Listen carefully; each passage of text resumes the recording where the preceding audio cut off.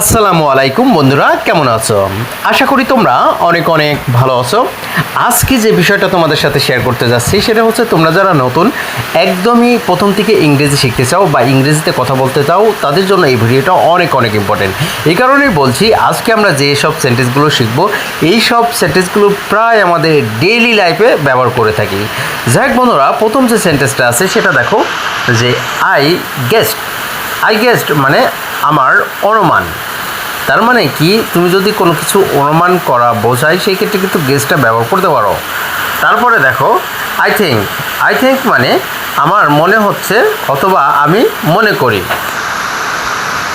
তারপরে এখানে দেখো আই নো দ্যাট এর অর্থ হচ্ছে আমি তা জানি।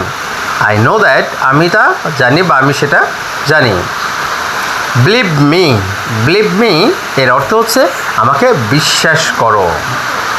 নো প্রবলেম এর অর্থ হচ্ছে কোনো সমস্যা নেই।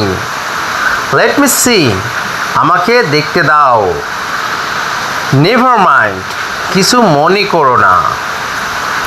আই রিমেম্বার আমার মনে আছে বা আমি স্মরণ করি। আই অ্যাম থার্স্টি এর অর্থ হচ্ছে আমার তৃষ্ণা পেয়েছে। গো শপিং এর অর্থ হচ্ছে কেনাকাটা করতে যাও। নাও ইউ ট্রাই এর অর্থ হচ্ছে এখন তুমি চেষ্টা করো। আই অ্যাম হাংরি এর অর্থ হচ্ছে আমার ক্ষুধা পেয়েছে। সেট দ্য টেবিল এর অর্থ হচ্ছে টেবিলটি ঠিক করো। হ্যাভ লাঞ্চ এর অর্থ হচ্ছে দুপুরের খাবার খেয়ে নাও। হ্যাভ ডিনার রাতের খাবার খেয়ে নাও। হোয়াট ডু ইউ ডু তুমি কি করো? আই এম এ স্টুডেন্ট আমি একজন ছাত্র। ডু হোমওয়ার্ক বাড়ির কাজ করো।